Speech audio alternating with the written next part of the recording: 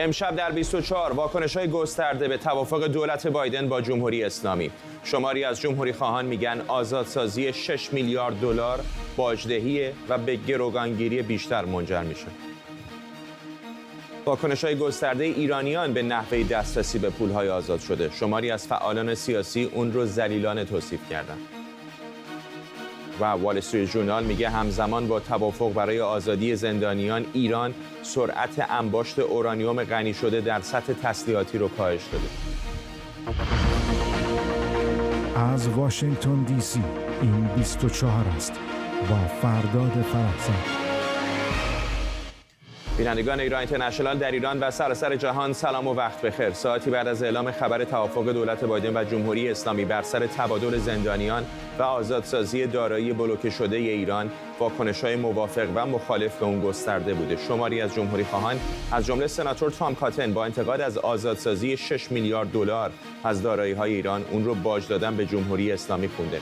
مایک پومپئو وزیر خارجه سابق آمریکا هم گفته این معامله‌ای وحشتناک برای آزاد کردن پول کسانی که او قصابان تهران خونده. آرش علایی از کنگره و اردوان روزبه از مقابل کاخ سفید با ما هستن. آرش، با تو شروع می‌کنم. واکنش‌ها چه بوده؟ بخشش رو شما خوندیم. من حالا یه تعداد دیگری از این توییت هایی که جمهوری خواهان زدن رو میخونم. تقریبا به 24 ساعت هم نکشید بعد از اینکه این توافق احتمالی خبرش رو مطبوعات منتشر کردن که ما دیدیم جمهوری خواهان دارن انتقاد میکنن به شدت از دولت بایدن برای بیشتر واسه اون بخشی که مربوط به آزادسازی دارایی‌های جمهوری اسلامی است. اکثر سناتورها و مقامات جمهوری خواه ابراز خوشحالی کردند که یک سری از ایرانی آمریکایی‌هایی که تا حالا توی اون کشور گروگان رژیم جمهوری اسلامی بودن قرار است آزاد بشوند، ولی انتقاد کردن از اون بخش آزاد کردن پول‌ها. مایک پومپئو مثلا گفته آزادسازی 6 میلیارد دلار برای قصابان تهران تنها برای اینکه گروگان‌های امریکایی بتوانند از یک زندانی به زندان دیگر بروند یک معامله وحشتناک است. آقای تام کاتن توییت زده است که سناتور جمهوری‌خواه، عضو کمیته قضایی، عضو کمیته نیروهای مسلح، گفته با اینکه ما همواره از آزادی گروگان‌های آمریکایی استقبال می‌کنیم، البته اگر آنها پس از 6 میلیارد دلار باجدهی رئیس جمهور بایدن با ایران واقعا آزاد شوند، اما این اقدام بزدلانه تنها آیت الله را برای گروگانگیری بیشتر تشویق خواهد کرد. سناتور جیم ریش، جمهوری‌خواه، عضو کمیته روابط خارجی سنا، توییت زده است که همونجور که گفتن از بازگشت آمریکایی‌هایی که به ناحق بازداشت شدن استقبال می‌کنن، اما آزادسازی 6 میلیارد دلار از دارایی‌های ایران به طور خطرناکی به رژیم ایران انگیزه بیشتری برای گروگانگیری میدهد و سود بادآورده‌ای برای رفتار تهاجمی رژیم فراهم می‌کند. و بعد هم خانم کلودیا تنی، نماینده جمهوری‌خواه از ایالت نیویورک، توییت زده است که دولت آمریکا هرگز نباید با تروریستان مذاکره کند، چه برسد به تامین مالی آنها. گفته در حالی که دولت بایدن به آخوندهای ایران 6 میلیارد دلار میدهد تا تروریسم در واقع میدهد تا سرکوب کند مردم ایران رو. و بعدم آقای بری لودرمیک، ایشون هم گفته است که درست زمانی که مردم آمریکا هنوز داشتن سعی می‌کردن فراموش کنن اتفاقاتی که در مورد خروج از افغانستان افتاده است، حالا دولت بایدن میگوید که با آخوندها در ایران یک سری معاملاتی انجام داده که با آزادسازی 6 میلیارد می انجامد. در مقابل این جمهوری خواهان ما شنیدیم در طول 24 ساعت گذشته که سناتور کریس مرفی از حزب دموکرات به شدت دفاع کرد از این توافق. آقای کریس مرفی به خبرنگاران گفتش که ضمن انتقاد از توییت مایک پومپئو، گفت مایک پومپئو و همقطاران اون هیچ دستاوردی نداشتن در طول مدت اینکه در وزارت خارجه بودن غیر از فشار حداکثری که اونم فقط باعث شده است که جمهوری اسلامی رفتارش بدتر بشه و گستاخ‌تر بشه و به غنیسازی 60% هم رو بیاورد. و واقعیت هم این است که فرداد اینجا در کنگره آمریکا مدت هاست دموکرات‌ها صاف و ساده میان میگوین به دنبال توافق هستن با جمهوری اسلامی. الان ما این توافقات جزئیاتش که داره آروم آروم میآید بیرون، همون مسائلی است که 2 سال و نیم پیش وقتی بایدن اومد به کاخ سفید و یک سری مذاکرات غیر مستقیم رو شروع کرد، همینا بود. یعنی هیچ کدومش تغییر نکرده بود. حتی اون موقع من یادم هست 2 سال و نیم پیش صحبت آزاد شدن دارایی‌های بلوکه جمهوری اسلامی بود در کره جنوبی. اون موقع قرار بود آزادی در واقع شامل ژاپن هم بشود، دارایی‌های اونها در ژاپن، و بعد هم دولت جمهوری اسلامی میتونست هر جوری که دلش می‌خواست این پول‌ها رو تقریبا خرج بکند. الان 2 سال و نیم گذشته است، نه دستاوردی نداشته جمهوری اسلامی، بلکه در تمام این موارد مجبور شده است عقب نشینی بکند. یک چیز دیگه‌ای هم که حالا ما شنیدیم روی مطبوعات، رسانه‌های اجتماعی بیشتر صحبت از این بود که 7 میلیارد جمهوری اسلامی چگونه است شده است 6 میلیارد. این هم از مدیریت خلاقانه آقایان در ایران هست که چون نمیتونستن پول رو به دلار داشته باشن، مجبور شدن اون رو به پول کره جنوبی تبدیل کنن و الان ارزش پول کره جنوبی چون کاهش پیدا کرده، اون 7 میلیارد شده از 6 میلیارد دلار. یعنی مرگ برای آمریکاهایی که میگویند اینجوری، هزینه‌های واقعی داره برای مردم ایران. الان 7 میلیارد مردم ایران شده از 6 میلیارد و بعد هم میرود در یک حساب دیگری.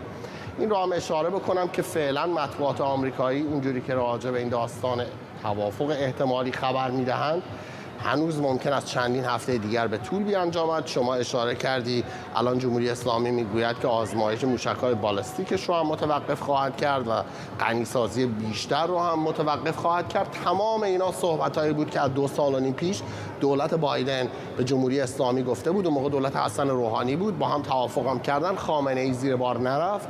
الان دولت رئیسی آمده است و توافقی رو برای جمهوری اسلامی رقم زده که خیلی ها در ایران میگویند بدتر از برنامه نفت در برابر غزای صدام حسین هست و اینجا آمریکایی ها خوشحال هستن. آقای انتونی بلینکن گفته است این پول جمهوری اسلامی فقط میتونه صرف مواردی بکنه که آمریکا تایید بکنه، یعنی دیگر نمیتواند برود بدهد به حسن نصرالله و حشد شعبی و جاهای دیگر، باید برود و خرج مردم ایران بکند.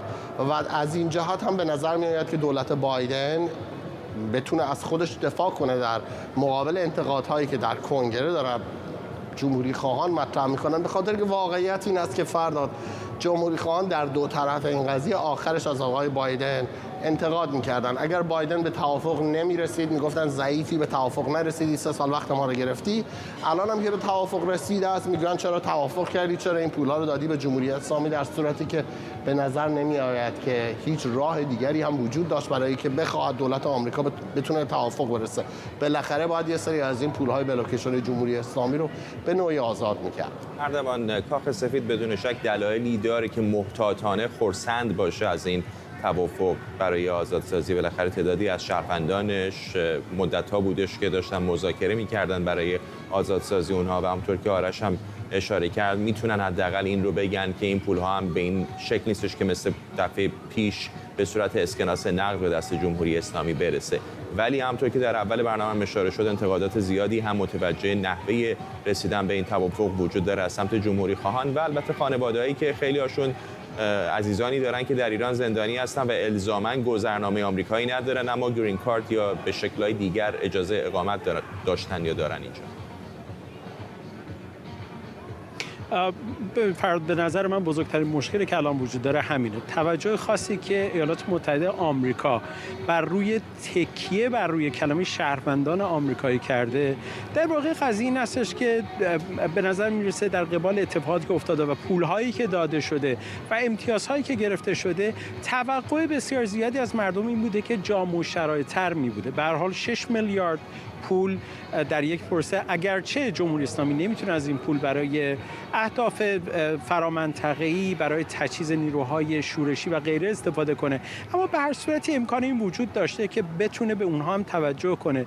اینو در نظر داشته باشیم که حتی صحبت‌های دیروز آقای بلینکن در ارتباط با افرادی که آزاد شدن اشاره مستقیم به شهروندان داره و این وسط نقطه مخفول اینه آیا فقط حساسیت بر روی شهروندان آمریکایی هستش یا خیر؟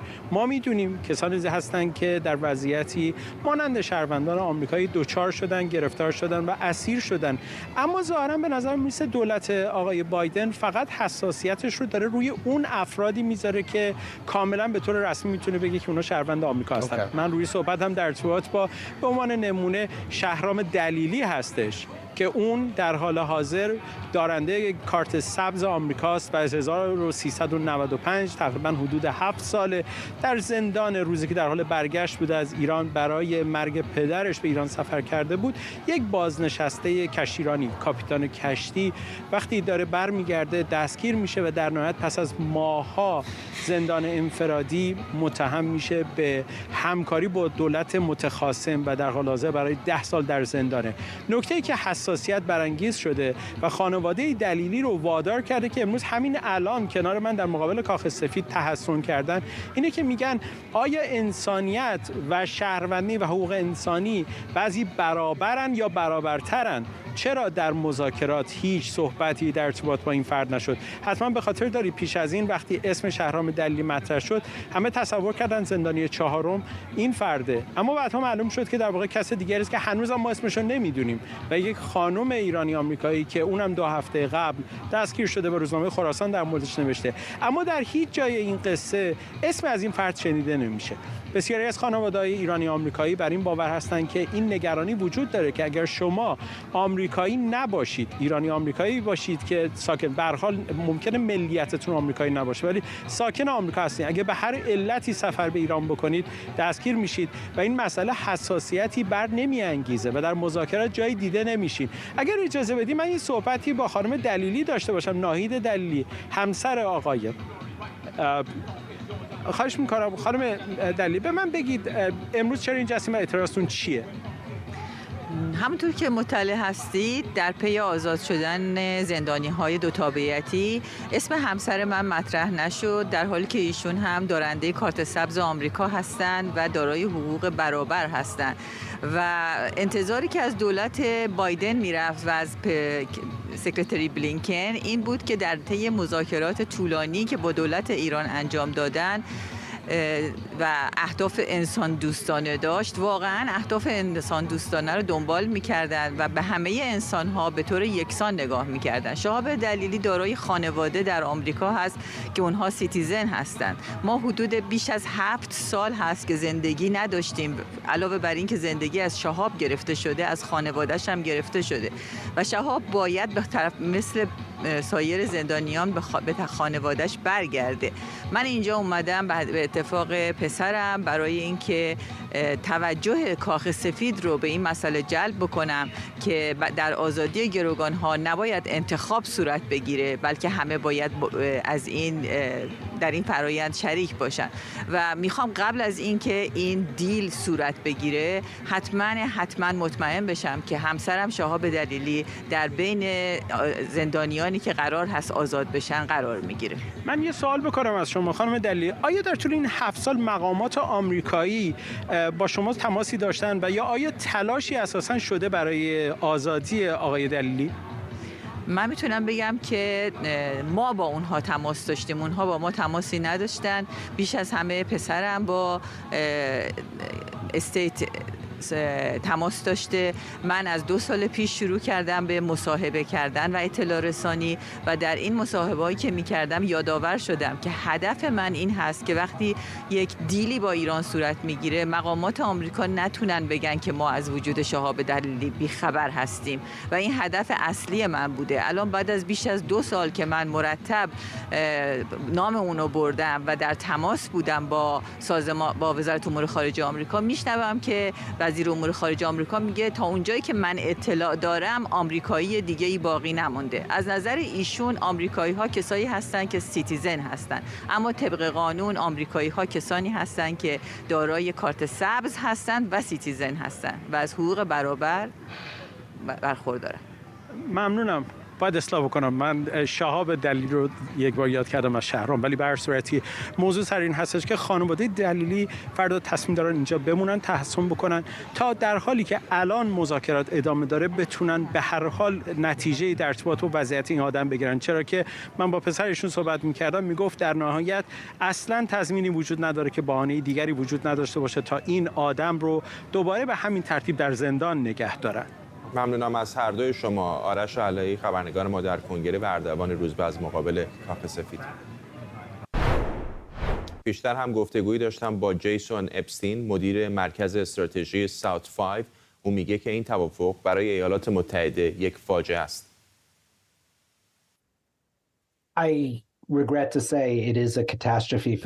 متاسفانه باید بگم که این برای آمریکا یک فاجعه است. در سالهای 2015 و 16 آمریکا حدود 1.7 میلیارد دلار پیشنهاد داده بود تا گروگانها را به خونه برگردونه. در سالهای 2019 و 2020 دولتی در آمریکا بر سر کار بود که برای آزادی گروگانها حاضر نبود معامله‌ای انجام بده و تونست 2 فرد رو به خونه بیاره و الان در مورد 6 میلیارد دلار برای 5 گروگان صحبت میشه. از طرفی اخیراً تخمین زده شده که کل بودجه نظامی رژیم جمهوری اسلامی در سال 2021 حدود 6 میلیارد دلار بوده. بنابراین از این جهت در واقع ما داریم از نیروهای نظامی ایران پشتیبانی مالی میکنیم. شما در واقع خودتون رو گول میزنید اگه بخواید باور کنید که رژیم جمهوری اسلامی رو میتونید وادار کنید که این پولهای آزاد شده رو فقط برای مقاصد انسان دوستانه استفاده کنه. ما قبلا نتایج این رو دیدیم. به قول جاناتان شنزر از بنیاد دفاع از دموکراسی ها، مماشات با یک دولت متخاصم در خاورمیانه جواب نمیده. البته مماشات در هیچ نقطه‌ای از جهان کار نمیکنه، به خصوص در خاورمیانه که دیکتاتورها به دنبال قدرت طلبی اند. چندی پیش یک مقام بلند رتبه ایرانی به وضوح گفته که گروگانگیری یک کسب و کار سودآوره. پس دلایل قوی وجود داره که باور داریم که گروگانگیری در آینده نزدیک دوباره افزایش پیدا میکنه. این چیزی جز فاجعه نیست. واقعا متحدان سنتی آمریکا عواقب این فاجعه رو خواهند دید. اگر دولت آمریکا واقعا در مقابله با روسیه جدیه و میخواد اوکراین در جنگ پیروز بشه، پس نباید با رژیم ایران همکاری کنه. جیسون اپستین بود، مدیر مرکز استراتژی ساوت 5.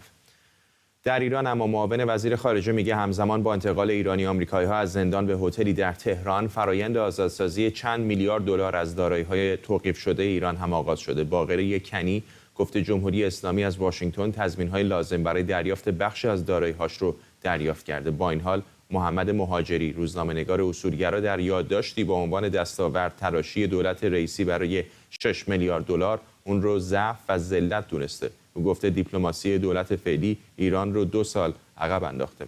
در همین حال ساعتی پیش وال استریت ژورنال به نقل از منابع آگاه گزارش داد جمهوری اسلامی در هفته‌های اخیر سرعت انباشت اورانیوم غنی شده با درجه نزدیک به تسلیحاتی رو هم به میزان چشمگیری کاهش داده.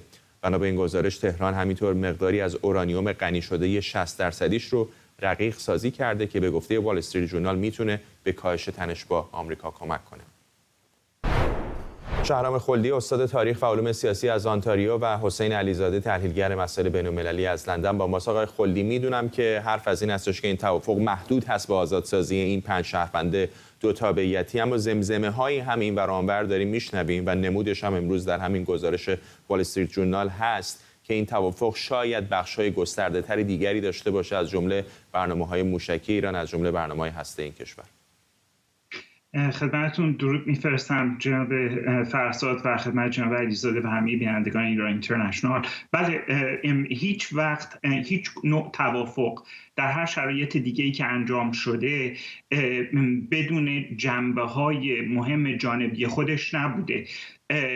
برای نمونه وقتی که کوهنوردان آمریکایی به وسیله مرزبانان جمهوری اسلامی گروگان گرفته شدن، نه تنها سلطان عمان از طرف اونها مبالغی پول به دولت جمهوری اسلامی داد که اونها در واقع همچنین ازشون استفاده شد برای اینکه شهرزاد میرقلی خان که تحریم ها رو دور زده بود از طرف جمهوری اسلامی در ایالات متحده و سعی کرده بود دوربین های دید شب منتقل بکنه به ایران، نهایتاً در ازای آزادی این کوهنوردان آمریکایی آزاد شد. بنابراین حتی در کوچکترین شکل قضیه، در شرایطی که شرایط به این متشنجی که امروز هست نبوده، جمهوری اسلامی همیشه سعی کرده که متاسفانه جون دیگه ای نمیشه گفتش، از دیپلماسی باجگیری حد اکثری استفاده بکنه تا اینکه حداقل کسانی که طرفدار خودش هستن رو نسبت به قدرتش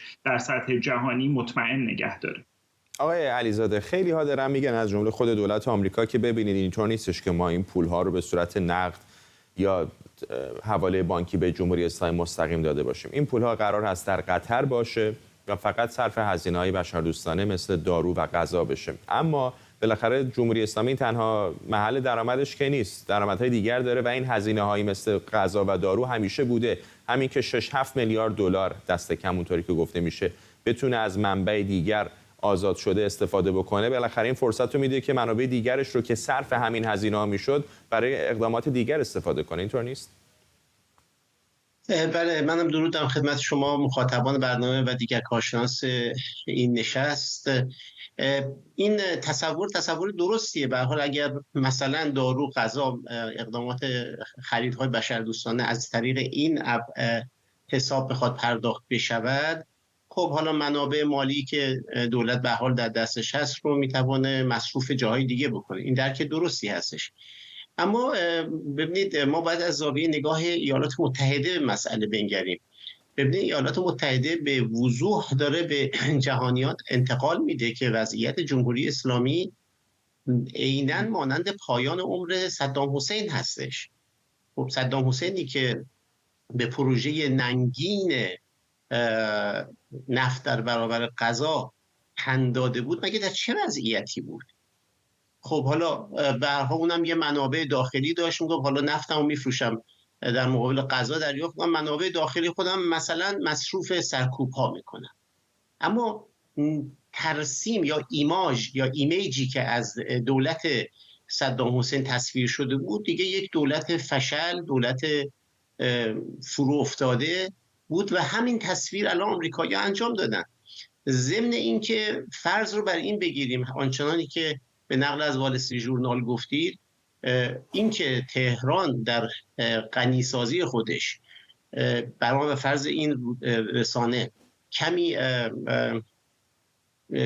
کاهش داده است، این هم چیزی نبوده که مطلوب تندروهای تهران باشه. از اینجا هم مستفاد می شود که همین دولت هم پذیرفته که روان کردن چرخ اقتصاد بایستی با ایالات متحده هماهنگ باشن. کدام ایالات متحده؟ ایالات متحده که شیطان بزرگ است، هیچ غلطی هم نمیتواند بکنه.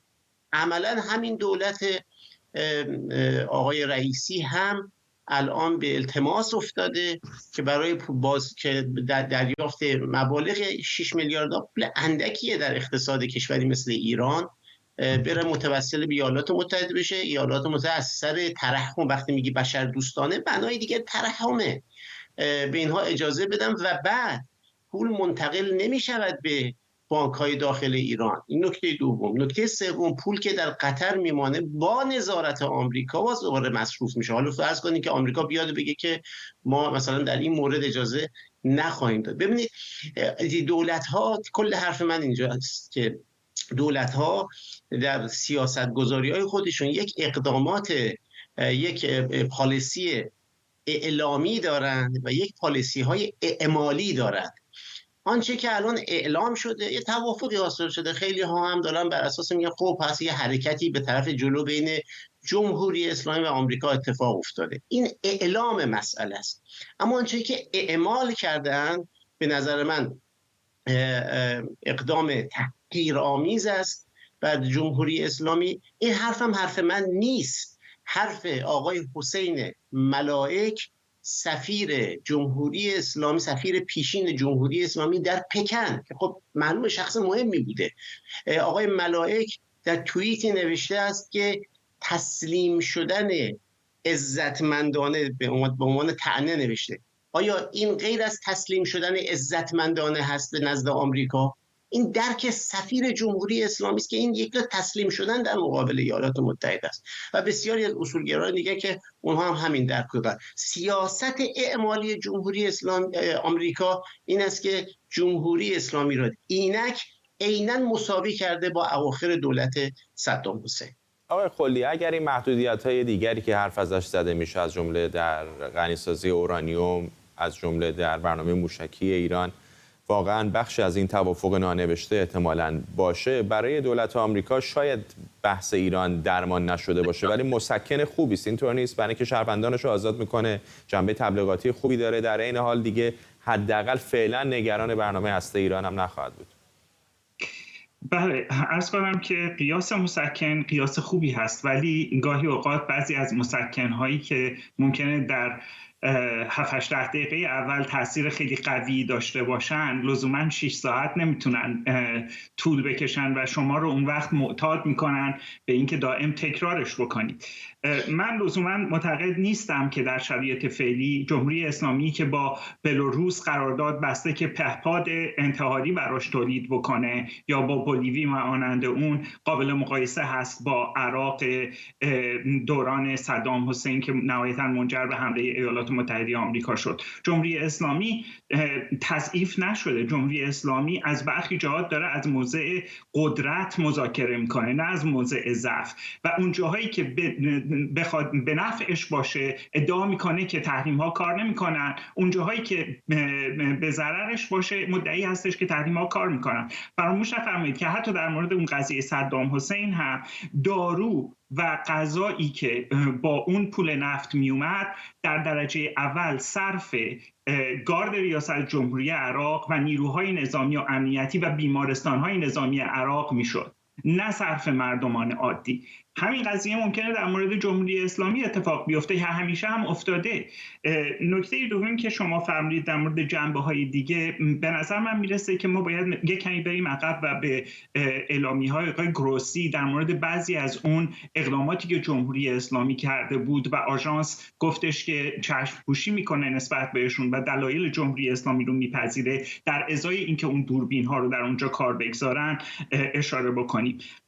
خبری که روزنامه وال استریت جورنال میگه نمیگه که از چه منابعی این اطلاعات رو گرفته. ممکنه بعضی از منابعش منابع آژانس باشن، ممکنه بعضی از منابعش منابع تینک تانک هایی باشن که در واشنگتن هستن و عملاً بعضی از افراد در اون تینک تانک ها لابی جمهوری اسلامی هستن. باز هم اگر چنین چیزی اتفاق بیفته، ما تصویر کامل و دقیقی از اونچه که جمهوری اسلامی به صورت زیرزمینی و مخفیانه داره انجام میده متاسفانه نداریم و جمهوری اسلامی به خصوص 15 سال گذشته 20 سال گذشته نشون داده که توانایی زیادی برای انجام دادن مذاکره، فشار در حوزه‌های مختلف، گرفتن برخی امتیازها و بعد دوباره ادامه دادن یک سری فعالیت‌هایی که خطرساز هست و بی‌ثبات کننده هست به صورت زیرزمینی و مخفیانه داشته و داره.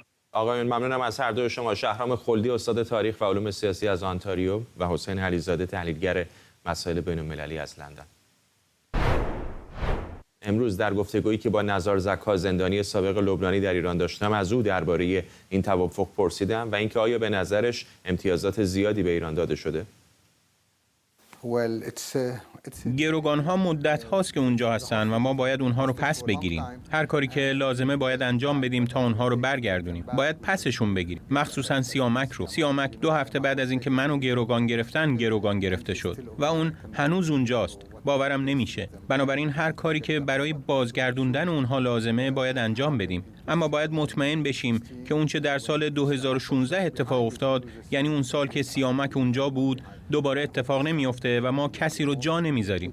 امیدوارم این بار همه در خانه باشن و ما به این دیپلماسی گروگانگیری 40 ساله جمهوری اسلامی و این سیاهی پایان بدیم. از دیروز که خبر توافق منتشر شده واکنش‌های زیادی داریم می‌بینیم، به خصوص بین جمهوری خواهان که میگن این توافق خیلی بدیه. حالا جزئیات کاملش طبیعتاً مشخص نیست، اما به نظر شما امتیازات زیادی به ایران دادن؟ قطعاً این مبلغ خیلی زیاده. این پول ما نیست. این پول منجمد شده ایه که مال این کشوره، اما ما حتی نمیدونیم چقدره. ما پیام‌های زیادی دریافت کردیم. ما هیچ بیانیه‌ای از سوی دولت آمریکا ندیدیم که بگه مبلغ چقدره. از ایران شما مقادیر مختلفی میشنوید و آمریکایی‌ها میگن بیش از 10 میلیارد دلاره. مردم میگن 6 میلیارد. اونها در مورد این پول در کره جنوبی صحبت میکنن. من فکر میکنم که پول دیگه ای هست که نگفتن، مثل دارایی مسدود شده در عراق یا ژاپن. من نمیدونم که آیا این توافق شامل همه چیز میشه یا نه، اما ما میشنویم که همه چیز در توافق گنجانده شده. پس باید پول زیادی باشه. ما امیدواریم که حداقل همه چیز درست اتفاق بیفته، با وجود اینکه پول مستقیم به ایران نمیره و برای اهداف بشردوستانه از طریق شخص ثالث استفاده میشه. با وجود اینکه به دست مقامات ایرانی نمیرسه، با این حال ما امیدواریم که این گروگانگیری تموم بشه و ما بتونیم از این پول و این توافق برای متوقف کردن کامل این مدل کسب و کار گروگانگیری که برای مدت طولانی ادامه داشته استفاده بکنیم. در مورد تعداد کسانی هم که در ایران الان در بازداشت هستن، گزارش‌ها زد و نقیضه. هم شهروندان آمریکا رو داریم، هم کسانی که اجازه اقامت دائم رو اینجا دارن، چون هیچ موقعی نبوده که ایران حداقل یک آمریکایی رو در بند نداشته باشه. ما امروز میشنویم که افراد بیشتری وجود دارن، اما نمیدونم چند نفر هستن. اما 5 آمریکایی آزاد شدن و تا زمانی که به خونه برگردن به خونه امن منتقل شدن. ما فکر میکنیم که سریعتر از اون چه که خبرش منتشر میشه این اتفاق بیفته. مطابق قانون بین دارنده اقامت موقت و دارنده گذرنامه تفاوتی نیست و به همین دلیله که ما معتقدیم حداقل 2 دارنده گرین کارت دقیقاً برای یک هدف متهم شدن. اونا به خاطر همکاری با ایالات متحده آمریکایی بودن و بازگشت از ایالات متحده به ایران از کشور ثالث رو بوده شدن و به ایران منتقل شدن، مثل جمشید و شهاب دلیلی.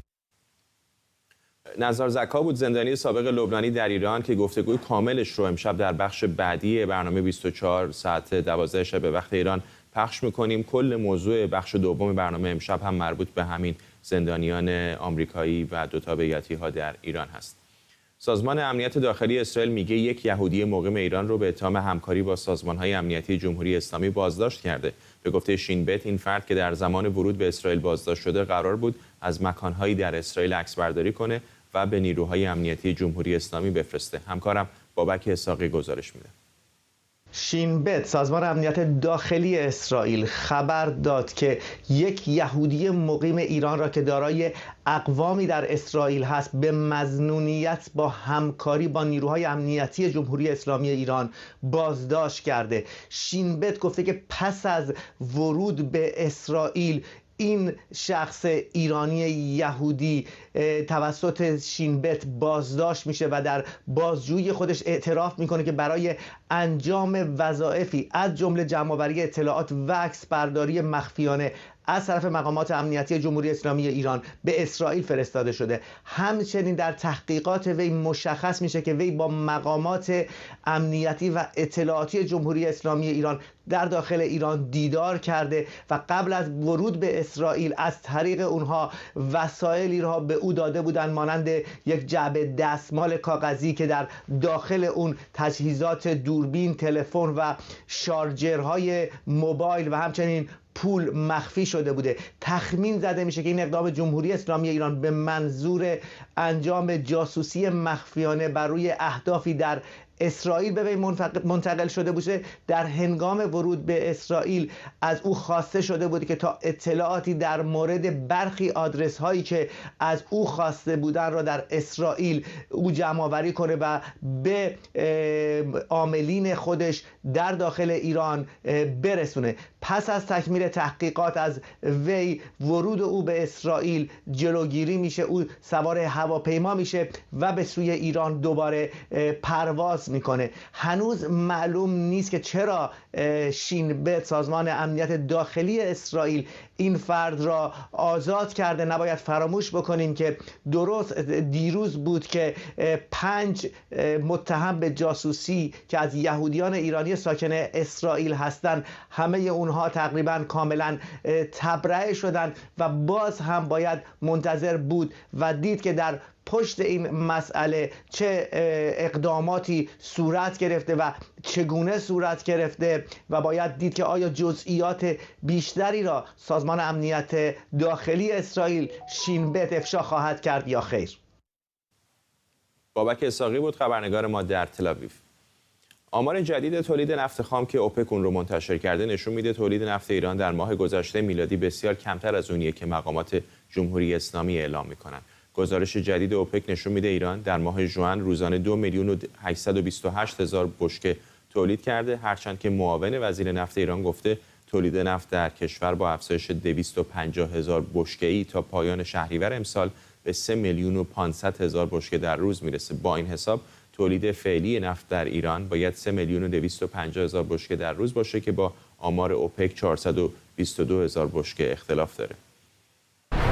فرید سفری، پژوهشگر ارشد در تورنتو کانادا با ماست. به نظرتون این اختلاف از بخشی از فروش نفت ایران به شکل سیاه میاد یا نه واقعا ایران کمتر از اون چیزی که مدعی هست داره تولید میکنه؟ درود بر شما. ببینید همین 10 روز پیش بود که در این برنامه میگین عدد 2.8 میلیون بشکه تولید اشاره کردم و دیروز اوپک رو تایید کرد. این اختلاف که در مقایسه با چیزی که وزیر نفت گفته، من فکر میکنم که احتمالاً منظور ایشون نه فقط نفت خام یا کرود بلکه کاندنسیت هم بوده، یعنی میعانات گاز یا نفت سبکی که همراه با نفت خام برداشت میشه که اگه اون رو حساب بکنیم یه چیزی حدود 600,000 بشکه است که نزدیکتره به چیزی که وزیر نفت گفته. اما آماری که اوپک اعلام کرده مربوط به نفت خام هست، یعنی مشخصا نفت خام که این هنوز زیر 3 میلیون بشکه هست. در غیر این صورت این آمار غیر واقعی به نظر میرسه به واسطه اینکه متناسب نیست با ظرفیت پالایشگاهی کشور، مقداری که صادر میکنه و آمارهایی که مؤسسه مثل کپلر میده. اما اگر به یک بحث واردات و صادرات نفت ایران در چند ماه اخیر در واقع نگاه کنیم، میبینیم که یک روند افزایشی رو داشته. این روند افزایشی در حالیه که تحریم ها سر جاش هست، اما اون شبکه که برای دور زدن تحریم ها هست از یک سو احتمالاً نظارت کمتری داره روش میشه، یا اینکه این روی مقدار راحت تر گرفته آمریکا، یک معادله سیاسی این وسط هست، یا اینکه البته بحث چین هم مهمه که چین هم علاقه بیشتری نشون داده که بیشتر نفت خریداری بکنه، تخفیف های خوبی رو ایران به چین داده. مجموعه عوامل باعث شده که اون صادرات بره بالاتر و در واقع به حدود 1.5 میلیون بشکه برسه که 1.1 مربوط به چین گزارش شده طبق گزارش رویترز، و این تولید هم به تناسب بالاتر بره. اما باید یادمون باشه که تولید نفت خام ایران قبل از خروج آمریکا از برجام 3.8 میلیون بشکه بود که هنوز این تولید فاصله زیادی با اون 3.8 میلیون بشکه و اون 2.5 میلیون بشکه صادرات داره. ممنونم از شما. فرید سفری، پژوهشگر انرژی در تورنتو کانادا. به دنبال فراخوان وحید بهشتی، فعال سیاسی، جمعی از ایرانیان امروز و فردا گردهمایی 2 روزه برای بزرگداشت شاپور بختیار و فریدون فرخزاد مقابل وزارت خارجه بریتانیا برگزار می‌کنند. وحید بهشتی گفته فعالیت و آگاهی‌دهی مردم ایران میتونه نقش بارزی در عملکرد دولت‌های خارجی در قبال جمهوری اسلامی داشته باشه. اگر تحولات همین یک هفته اخیر رو ببینید، می‌بینید وزیر کشور برای اولین بار اومد و موضع علنی گرفت و گفت سپاه پاسداران بزرگترین تهدید علیه امنیت ملی انگلستانه. این در صورتی است که هر وقت از آقای جیمز کلولی وزیر خارجه در این مورد پرسیده بودن، 3 بار در مجلس در مورد اعتصاب غذای من و تحسن سوال کرده بودن، گفته بود اولویت ما امنیت ملیه. خب حالا یک شکاف ایجاد شده در خود دولت انگلستان، بنابراین تاثیرگذار بوده. ولی اینکه آمریکا این مسئله گروگان ها رو الان ما باهاش مواجه هستیم، مسئله است که همیشه ما اینجا تاکید کردیم، گروگانگیری اون سیاست اصلی جمهوری اسلامی بوده. حکومتی هم که دولتی هم که در آمریکا فعلا بر سر کار هست انتخاب کرده که سیاست مماشات رو با جمهوری اسلامی پیش بگیره و ما سیاست مماشات رو عاقبتش رو دیدیم. ولی آن چیزی که مهمه خانم خامه، ما هستیم، ما تعیین کننده هستیم. ما باید به اینها نشون بدیم که ما ایستادیم و این بار پیروز این میدان مردم ایران هستند، نه حکومت جمهوری اسلامی که یک حکومت تروریستی و ضد بشری است. در آستانه 1 سالگی کشته شدن ژینا امینی در استانبول، اشا سعد و رامین اعتمادی بزرگ، هنرمندان ایرانی نمایشگاهی با عنوان نمیتوانی به نبینی راه انداختند. هدف از این نمایشگاه تلاش برای زنده نگه داشتن رویدادهای 1 سال گذشته در ایران عنوان شده. گزارشی ببینیم از نرگس هورخش. در استانبول و اینجا سینمای کدیکوی نمایشگاهی نمیتوانی نبینی برگزار شده. نمایشگاه چند رسانه‌ای که حاصل همکاری مشترک ایشا صدر و رامین اعتمادی بزرگ، 2 هنرمند ایرانی است.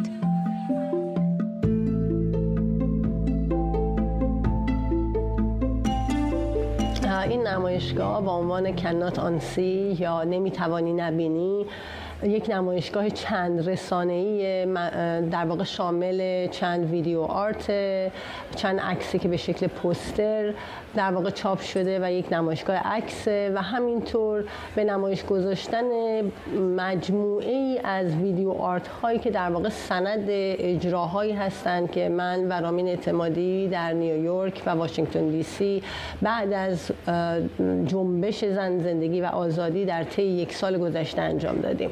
رامتین احمدی، هیوا مولانی، اوین ارسلانی، کردیا مولانی، شهاب رعنا، عایشه کوهانی. توی این ویدیو آرت هایی که توی سالن سینما پخش میشه در واقع 3 تا سند ویدیو آرت از مجموعه پرفورمنس های خون هرگز پاک نمیشود، تمرین سوگواری و همینطور پارادوکس انتخاب. اما ابتدای شروع این مجموعه 15 دقیقه‌ای قسمتی از یک ویدیو آرت از من هست به اسم اعتراف‌های کوچک زندگی که من نام کشته شدگان پرواز در واقع 752 تهران کیف رو توش اعلام میکنم و میگم و خب هم یک مجموعی از احساسات و خشم و در واقع اون غمه توی این ویدیو هست و همین که برای مخاطبی که در انتهای یک فیلم سینمایی یهویی مواجه میشه با یک صدایی که داره یک مجموعه اسم رو با صدای بلند میگه، یک شوک لحظه‌ای عجیبی داره. ما وقتی توی سالن سینما تو اون اسکیل داشتیم با مخاطب میدیدیمش، من احساس میکردم که یهویی مخاطب جا میخوره و اون وقت ورود میکنه به دیدن 3 تا پرفورمنسی که خب داره راجع به اتفاقای ایران حرف میزنه و داره اون درد رو سعی میکنه نشون بده و اون مقاومت رو. نمایشگاه نمیتوانی نبینی و دنبال زنده نگه داشتن انقلاب مردمی ایران در ذهن بازدید کنندگان است. ما وقتی اینجا رو داشتیم انتخاب میکردیم خب برامون مهم بود چون استانبول شهر نزدیک ایران، خیلی شبیهن به لحاظ فضای سیاسی، به لحاظ فضای هنری و اتفاقایی که دارن تجربه میکنن. من فکر میکنم که برای ما خیلی مهم بود که در اینجا بیاد، اما این بار مخاطب ما متفاوت بود، برای همین اصلا مثلا انتخاب کردن سینما برای اینکه این آثار رو نمایش بدیم برای مخاطبی که اومده فیلم ببینه و شاید آماده دیدن یه پرفورمنس یا یه ویدیو نیست، فکر میکنم برخورد فوق‌العاده‌ای بود، شوکی ایجاد میکرد که برای من خودم جذاب بود.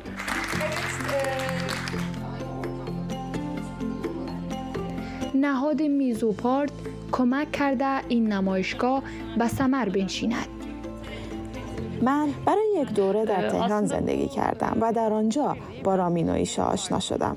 کارهایشان را خیلی پسندیدم و در همان موقع تصمیم گرفتم کارهای مشترکی با هم انجام دهیم. یکی از آنها اجرای یک تئاتر بود که به سرانجام نرسید، اما خوشحالم که این نمایشگاه را با آنها برگزار کردیم. این نمایشگاه در آستانه سالگرد 1 سالگی جنبش انقلابی مردم ایران گامی است بر علیه فراموشی رخدادهایی که زندگی بخش بزرگ مردم ایران را برای همیشه تغییر داد. نرگس هورخش، استانبول. در حالی که جامعه اقتصادی کشورهای غرب آفریقا گفتن برای مداخله نظامی علیه کودتاگران در نیجر و بازگرداندن نظم و قانون نیروهاشون به حالت آماده باش در اومده، اعلام کردن دیپلماسی رو بر گزینه نظامی ترجیح میدن. این کشورهای آفریقایی در نشست قبلیشون مهلت 1 هفته‌ای به کودتاگران نیجر داده بودند که محمد بازوم رئیس جمهوری این کشور رو آزاد کنن و دوباره به قدرت برگردونن، وگرنه از نیروی نظامی استفاده میکنن. این اولتیماتوم در حالی چند روز پیش به پایان رسید که هیچ کدام از فرماندهان کودتا واکنشی بهش نشون ندادن. علی سعدزاده روزنامه‌نگار در فرانکفورت با ماست. آقای سعدزاده، میدونم که در همون آفریقا هم بعضی کشورها مردد هستن در مورد مداخله نظامی، ولی نیروها الان در حالت آماده باش هستن. چند روز پیش اولتیماتوم به پایان رسید. چقدر فکر میکنید که ممکنه وارد یک درگیری تمام عیار در نیجر بشیم؟ ناظرین میگن چندان محتمل نیست، چون خیلی خطر داره چنین حمله‌ای. به این علت خطر داره که احتمال داره که حتی نیروهای داعش تقویت بشن در اونجا و این نیجر یک کشور بزرگیه و قسمت اعظمش هم از کویر و دشت درست شده و کنترل اینها، کنترل تمام کشور خیلی مشکل هست. حتی بعضی میگن که کودتاچیان خودشون به تمام کشور کنترل ندارن، ولی در این حال همونطور شما گفتید اینها مجبور شدن که بگن آقا گزینه نظامی هم هنوز روی میز هست، ولی در حقیقت کودتاچیان هیچ اهمیتی به این داستان ندادن، چون در این حال پشتیبانی 2 تا کشور دیگری هم که مثل نیجر اخیراً کودتا کرده دارن. یکی بورکینافاسو هست، یکی هم مالی هست. هر دو هم به نوعی از پشتیبانی گروه واگنر روسی برخوردار هستند و این 3 تا کشوری است که سومین کشوری است که در این نوار ساحلی آفریقا در حقیقت در آفریقای مرکزی درش کودتا انجام گرفته و بعضی از ناظرین میگن اینها نشان دهنده قدرت گرفتن گروه واگنر و روس ها هست، چون به هر حال موفق شدن هم از بورکینافاسو، هم از مالی و حالا هم از نیجر نیروهای آلمانی، نیروهای فرانسوی، نیروهای سازمان ملل رو که رفته بودن اونجا با داعش و گروه‌های اسلامگرا بجنگن، همه اونا رو بیرون کردن. بنابراین ما با یک روند جدیدی در آفریقا روبرو هستیم. البته نیجر با انزوای کامل هم بین المللی و هم در کشورهای در قاره آفریقا روبرو هست. اتحادیه آفریقا همین امروز اعلامیه داده و از اون چیزی که شما نقل قول آوردید، یعنی اعلامیه اکوواس، اتحادیه اقتصادی کشورهای آفریقایی غرب شمال غرب آفریقا، از اونا پشتیبانی کرده، حتی از گزینه نظامی هم پشتیبانی کرده، ولی همونطور که من گفتم به علت مشکلاتی که یک چنین حمله نظامی داره خیلی ناظرین میگن فعلا محتمل نیست. ولی راه برون رفت هم روشن نیست. اینطور نیست همین چندی پیش، یعنی امروز پیشتر اسوسییتد پرس به نقل از 2 تا دیپلمات غربی گفته که کودتاچیان به دیپلمات‌های غربی، به دیپلمات‌های ایالات متحده به طور خاص گفتن اگر این یورش صورت بگیره، اگر اقدام نظامی بکنن کشورهای همسایه نیجر، اونها رئیس جمهوری بازوم رو خواهند کشت. بله، به همین علت هم که تمام تمرکز قرار گرفته، تمرکز کسانی که دارن فشار میارن روی همین آزادی محمد بازوم، چون گویا در محاصره خانگی هست، در حبس خانگی هست با بچهش، با پسرش، و گویا حتی آب ندارن. سازمان ملل اعلام به اصطلاح چیز کرده، نگرانی کرده که حتی جان محمد بازوم در خطر هست. اگر کودتاچیان محمد بازوم را آزاد کنن با پسرش و احتمالاً اجازه بهش بدن که فرض کنید به نیجریه یا به ساحل عاج بره، اون وقت ممکنه سطح تنش‌ها پایین بیاد، چون به هر حال این رو به عنوان یک دستاورد و یک پیروزی میتونن مطرح بکنن. نیروهای فرانسه، آقای سعدزاده فرصت کم است، اینم میخوام ازتون بپرسم، همین الان که داریم صحبت میکنیم نظامیان فرانسه اونجا بیس دارن، حضور فیزیکی دارن، سرنوشت اونا چی میشه؟ اونها هم در حال برنامه‌ریزی برای خروج هستن، چون کودتاچیان موفق شدن یک اتمسفر، یک جو ضد فرانسوی ایجاد بکنن، چون به هر حال فرانسوی‌ها قدرت استعماری گذشته این کشور بودن و این کشور از زمان استقلال از فرانسه فقط کودتا تجربه کرده. تنها این محمد بازومی که مسئله بر سر آزادیش هست، تنها رئیس جمهوری بود که با یک به اصطلاح آزادی نسبی انتخاب شده بود و اون هم که حالا به شکست انجام میده. ممنونم از شما علی سعدزاده، روزنامه‌نگار در فرانکفورت. ساعتی پیش روسیه موشکی برای رسیدن به کره ماه برای کاوش در قطب جنوب اون پرتاب کرد. ماهنورد لونا 25 قراره به مدت 1 سال در قطب جنوب ماه کاوش کنه، جایی که در سالهای اخیر دانشمندان نشانه‌هایی از ذخایر آب رو مشاهده کردند. روسیه این ماهنورد رو یک پروژه ملی معرفی کرده و گفته با وجود تحریم‌ها این پروژه رو به طور مستقل و بعد از نزدیک به 50 سال از سر گرفته. علاوه بر روسیه، هند، آمریکا و چین هم پروژه‌های تحقیقاتی زیادی رو برای کشف آب بر سطح ماه دنبال می‌کنند.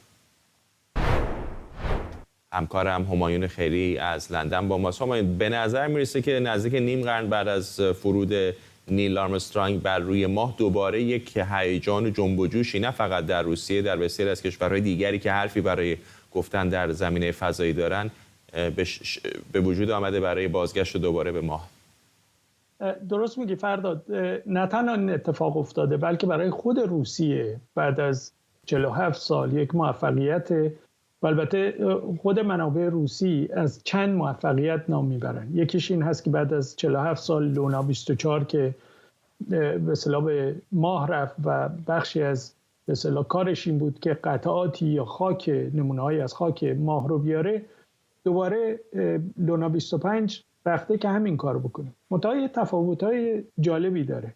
یکی این هست که لونا 25 از داخل خاک روسیه پرتاب شده و میدونیم که در تمام این سالهای گذشته برنامه‌های فضایی روسیه، چه برنامه‌های مستقل خودش چه برنامه‌هایی که با ناسا داشته، همه از پایگاه در واقع قزاقستان به فضا پرتاب شدن. یعنی موشک‌ها همه از بایکونور پرتاب شدن. حالا این دفعه درست همون اتفاقی که خود آمریکا خیلی بهش میباله و اونه که از قزاقستان دیگه به اصطلاح فضاپیماهاش یا فضانورداش رو به اصطلاح به فضا نمیفرسته، به ایستگاه فضایی بین‌المللی نمیفرسته، آمده در خاک آمریکا. اینها هم آوردن این به اصطلاح فضاپیما رو، پرتابش رو به داخل خاک روسیه. بنابراین یک موفقیتی هست. این وستوچنی کازمودروم یک خاطره تاریخی داره برای اینکه لونا 24 رو از همونجا فرستادن به فضا. یه نکته دیگری هم هست در این رقابت فضایی. پوتین اعلام کرده وقتی اولین انسان رو به فضا فرستادن، همون یوری گاگارین، شوروی سابق در معرض تحریم‌های متعدد بوده از کشورهای غربی.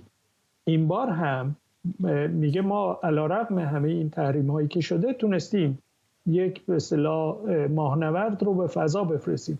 و نکته باز هم جالب‌تر این است که این ماهنورد بیش از این قرار بوده با ژاپن و هند ساخته بشه و در تمام این سالها علیرغم کش و قوس‌هایی که داشتن، بالاخره ژاپن و هند از پروژه ساخت ماهنورد لونا 25 خارج شدن و خود روس‌ها میگن ما حالا یک ماهنوردی ساختیم علیرغم همه فشارهای بین‌المللی که مال خودمونه، همه قطعاتش رو خودمون ساختیم. بنابراین یک افتخاری برای روسیه محسوب میشه و خب میشه گفت یک جنگ فضایی بین ابرقدرت‌ها یا بعضی قدرت‌های جهانی دیگه مثل هند، چین و آمریکا هم رخ داده که حالا به نظر میرسه روسیه یک قدم در زمینه به اصطلاح مکان فرود آمدن ماهنورد داره از بقیه جلو میفته. میدونیم که ماه به نظر میاد ذخایری حالا با کم و کیفش به کنار از آب درش داره، مثل حالا قمر اروپا در مشتری طبیعتا نه، ولی بالاخره تا اندازه‌ای وجود داره. چقدر میتونه این پروژه تحقیقاتی روسیه در سطح ماه شرایط رو تغییر بده برای آنچه که ما میدونیم در مورد منابع طبیعی روی ماه و اینکه اگر بخوان پایگاهی در آینده بسازن اونجا چقدر مهم هست این منابع آبی؟ ببین، پروژه آرتمیس که آمریکا قرار هست در ماه پایگاه دائمی بزنه، درست در جایی قرار به اصطلاح ساخته بشه که همین الان لونا 25 قراره بره اونجا. چرا؟ همونجوری که گفتی در قطب جنوب یا جنوبگان ماه که یک بخشایی همیشه سایه است و بهشون میگن سایه های ابدی، در اونجا به نظر میرسه ذخایری از آب وجود داره. این آب اگر قرار باشه برنامه‌های فضایی دائمی داشته باشه، یعنی ایستگاه فضایی در اونجا باشه، یک قسمتش این است که آیا ممکن است از این آب به عنوان آب آشامیدنی بشه استفاده کرد. قسمت دومش این هست اگر بخوان پایگاه دائمی اونجا بزنن، مسئله سوخته. این امکان که از زمین به ماه سوخت منتقل بکنن تقریبا منتفیه. یعنی هر برنامه فضایی هم اونجا انجام شده، سفینه‌ای که اونجا رفته، فضاپیمایی که اونجا رفته، بعد آمده بعد از مدتی به زمین یا اصلاً بعضی ابزارها در اونجا موندن.